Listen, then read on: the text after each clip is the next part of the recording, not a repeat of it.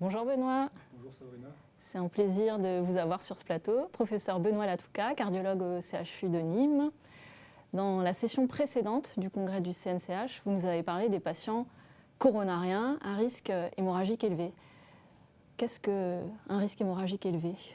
Alors merci pour la question. C'est une question qui est difficile. On sait que le risque hémorragique, c'est quelque chose qu'il faut toujours contrebalancer avec le risque ischémique qu'on a en pratique tous les jours.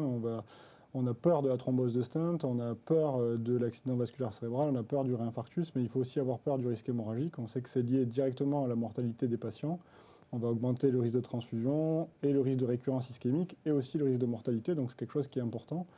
Il y a de très nombreux scores qui ont été développés depuis de très nombreuses années et qui sont toujours un peu imparfaits parce qu'ils vont tenir compte de contextes un peu différents, parfois la maladie stable, parfois le syndrome coronaire, parfois des critères cliniques, parfois des critères biologiques. Et on a un peu de mal finalement à réussir à faire cette vraie balance entre les deux. Et donc il y a un consortium qui est le consortium ARC, qu'on connaît bien pour la définition de la thrombose de stent par exemple, qui a repris le même travail pour essayer de développer une définition, disons, internationale du risque hémorragique, en se basant sur des critères cliniques, biologiques, les antécédents du patient et les traitements qu'on va mettre en place, et en essayant de développer un vrai risque en tenant compte de critères qui sont considérés majeurs et mineurs. Alors pour exemple, un critère mineur, c'est toujours discutable, mais en tout cas dans cette classification, ça va être l'âge de plus de 75 ans ou une insuffisance rénale modérée avec une clairance entre 30 et 60. Et puis les critères majeurs, ça va être une anémie profonde, une thrombopénie avec des plaquettes à moins que 100 000 ou alors un antécédent d'hémorragie grave. Et donc on va pouvoir, à partir de là, prédéfinir ce qui nous semble être un risque hémorragique ou ischémique prédominant.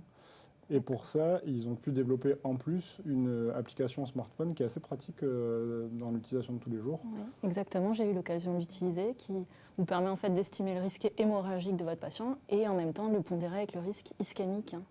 Effectivement, il y a deux parties dans l'application. Une partie qui va nous donner le risque, disons hémorragique pur, combien on va avoir de critères dans cette classification, tout simplement pour ne pas avoir à tous les retenir. Et une deuxième partie qui va nous donner une sorte de courbe, et on va placer le patient en fonction de si le risque ischémique ou hémorragique est prédominant pour nous aider un peu dans la stratégie.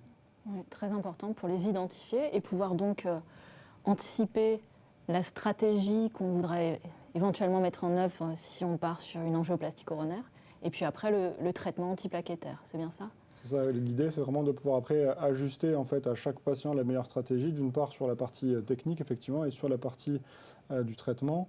Donc sur la partie technique, les questions qu'on va se poser, c'est est-ce qu'on va orienter plutôt le patient vers la chirurgie, par exemple, s'il y est éligible par ailleurs, pour éviter le risque du traitement antiplaquettaire.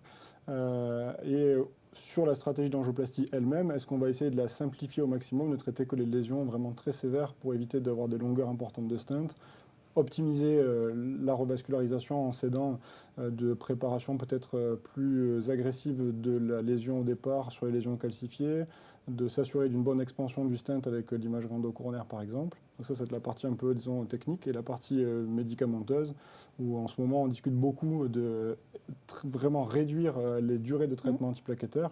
Donc chez les patients qui n'ont pas d'anticoagulant, d'essayer de faire un mois, on va dire, peut-être de durée de double interrogation plaquettaire un peu incompressible, et ensuite d'adapter en fonction de la tolérance hémorragique. Et dans tous les cas, chez les patients qui doivent être anticoagulés, il n'y a plus trop de discussion sur le fait d'être le plus court possible, entre 7 jours et un mois, en fonction du risque ischémique. Exactement, du contexte qui va aider, quoi.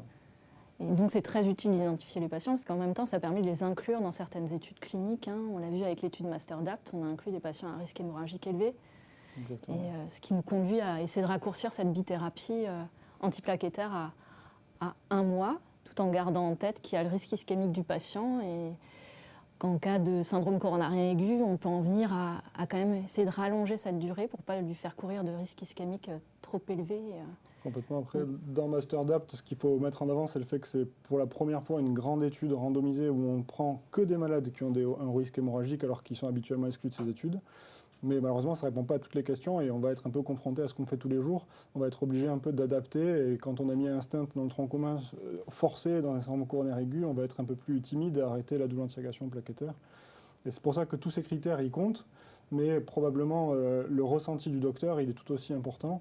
Et les critères ne sont pas tous équivalents à mon sens. Le fait d'avoir par exemple une hémorragie active ou un antécédent d'hémorragie, c'est probablement plus important que d'avoir une hémoglobine à 10 alors que ça pondère, c'est de la même pondération dans le score. L'appréciation clinique Exactement, du médecin. Qui est probablement le plus important. Oui. Merci beaucoup, professeur Latouka, Benoît. Merci Sabrina. À bientôt. Avec plaisir.